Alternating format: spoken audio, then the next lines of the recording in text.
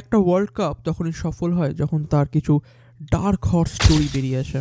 আজকের দিনটা ওয়ার্ল্ড কাপের প্রথম ম্যাচ, আইসিসি 2026-এর প্রথম ওয়ার্ল্ড কাপের ম্যাচ, আর আজকের দিনে দুটো ডার্ক হর্স হিস্ট্রি লিখতে শুরু করে দিয়েছিল। এক তো নেদারল্যান্ডস, ওইটা নিয়ে আমি পরে কথা বলবো, পাকিস্তানের সাথে যদি কোনো ভিডিও বানাই। তো ম্যাচটা দারুণ হয়েছিল অ্যাকচুয়ালি, পাকিস্তান ওই ম্যাচটাকে সত্যি ইন্টারেস্টিং করে তুলেছিল। বাট এখন যে ম্যাচটার কথা বলবো সেটা হচ্ছে India versus USA.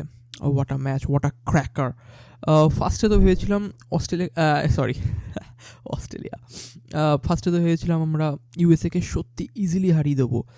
But what a comeback বলবো নাকি কী বলবো, দারুণ খেলেছে ইউএসএ। ফার্স্টে বলিং, এটা যদিও পুরো বলিং পিচ ছিল, গ্রিপ করছিল পিচে।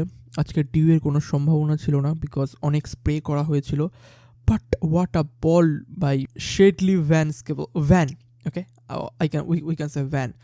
4 ওভারে 4 উইকেট দিয়ে 25 রান। পিচ যতই ভালো হোক, পিচ যতই বলিংকে ফেভার করুক, টি-20-তে 4 ওভারে 4 উইকেট দিয়ে 25 রানে, তাও ইন্ডিয়ার ব্যাটিং হেভি টিম, তাকে এত তাড়াতাড়ি আউট করে দেওয়া। ঈশান কিষানকে 16 বলে 20, অভিষেক শর্মাকে একদম চুপ করিয়ে রাখানো, তিলক ভার্মা 16 বলে 25। স্ট্রাইক রেট থাকবেই হাইতে, but then after Shivam Dube, after Rinku Singh, after Hardik Pandya, আজকে সবাই ফেল করে গেছিলো ব্যাটিংয়ে, সবাই। বিকজ এরকম একটা দিন আসবে, সেটা গৌতম গম্ভীর নিজেও জানতো যে এরকম একটা দিন আসবে যেদিন আমাদের উইকেট পড়বে। বাট দেখার কথা ছিল যে আমরা কিন্তু তাও পাওয়ার প্লেতে আমরা 46 রান করে দিয়েছিলাম। 46 রান, 46, ইয়াস। 7 ওভার 8 ওভারে কি আমরা 63 রানের মতন করে দিয়েছিলাম। তো উইকেট পড়বেই, সেটা জানা কথা একদিন পরে। বাট ব্যাপারটা আমার যেটা সবচেয়ে বেশি ভালো লেগেছে সেটা হচ্ছে কেউ না কেউ এসে আমাদের ঠিক বাঁচিয়ে দেয়। আজকে ক্যাপ্টেন নক খেলেছে Suryakumar Yadav, the sky has no limit. যে বোলিং আজকে বেস্ট করেছে ভ্যান, সেও কিন্তু চমকে গেছে যে কিভাবে শট মারছে অফ স্টাম্পের একদম বাইরে বল, সেগুলোকে টেনে টেনে নিয়ে গিয়ে সুপ্লা শটের মতন লেগ সাইডের দিকে মারা।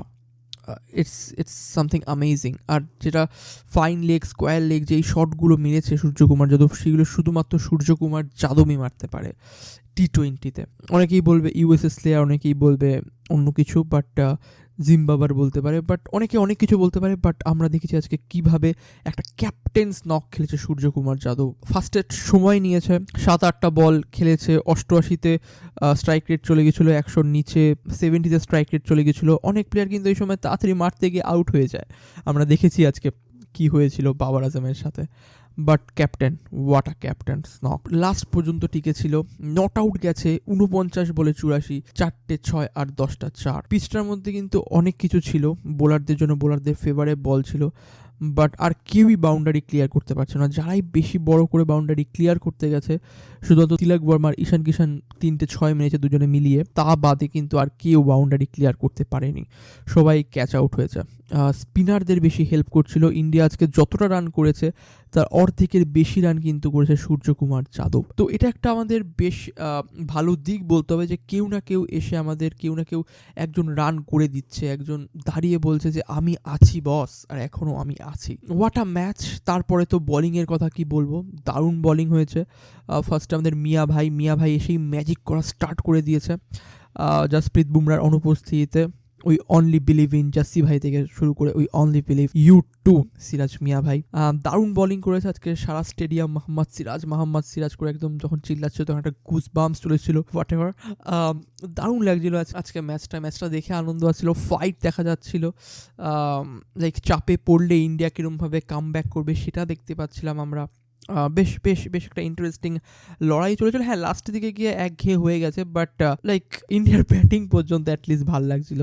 ইন্ডিয়া যখন বল করতে শুরু করলো তখন তো হরদীপ সিং আর হার্দিক পান্ডিয়া এসে এমন একটা সময় চলে এসেছিলো যে 100 রান পার করতে পারবে কিনা তা নিয়ে অনেকের মনে সন্দেহ চলে এসেছিলো। বাট আমাদের বলতেই হবে ইউএসএর কিছু প্লেয়ার যারা player to watch out for হতে পারে পাকিস্তানের এগেইনস্টে খেলার জন্য, because we know what they can do. এক হচ্ছে মিলিন্দ কুমার, একটা হচ্ছে সঞ্জয় কৃষ্ণমূর্তি আর শুভম রাজনে।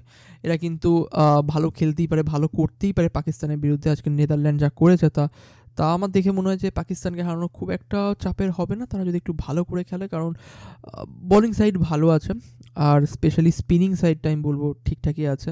আজকেও স্পিনিংই পিচ ছিল মোটামুটি, বাট বোলিং ফেভার পিচ ছিল, গ্রিপ করছিল বলটা। তো শ্রীলঙ্কায় আশা করি তারা বেটার করবে। ভালো ম্যাচ গেছে, আজকের দিনটাও ভালো ছিল ইন্ডিয়ার জন্য। ইন্ডিয়া আজকে সব রকমের টেস্ট পেয়েছে, চুনতি পেয়েছে, আর এটাই আমাদের বোঝা যায় বাইল্যাটারাল সিরিজ বাইল্যাটারাল হয়। একটা আইসিসিতে কিন্তু আইসিসির একটা আলাদা প্রেশার থাকে, ওয়ার্ল্ড কাপের একটা আলাদা প্রেশার থাকে। What ever, India won the match. আজকে বরুণ চক্রবর্তী দারুণ বল করেছে, 4 ওভারে নিজের যা কোটা, 6 ইকোনমি, 24 রান দিয়ে 1 উইকেট নিয়েছে, ইকোনমিক টাইট বলিং। আর আর্শদীপ সিং 4 ওভারে 18 রান দিয়ে 2 উইকেট নিয়েছে। আর মিয়া ভাই আমাদের 4 ওভারে 3 উইকেট নিয়েছে 29 রানে। সো দ্যাটস ইট, ইন্ডিয়া জিতে গেছে। ইন্ডিয়া জিতেছে অনেক রানে, লাইক 29 রান, 29 রানে কিন্তু ম্যাচটা ইন্ডিয়া নিজের হাতে করে নিয়েছে।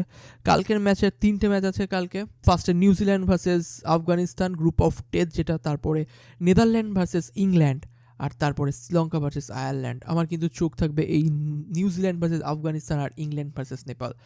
We can see many upsets. আর বলতে শ্রীলঙ্কা ভার্সেস আয়ারল্যান্ডও ডার্ক হর্স স্টোরিজ। তো কালকে দিনে কিন্তু আরও রোমাঞ্চকর হতে পারে। So let's see, stay tune. Channel নতুন আসলে প্লিজ সাবস্ক্রাইব, আর ভিডিওটা ভালো লাগলে লাইক।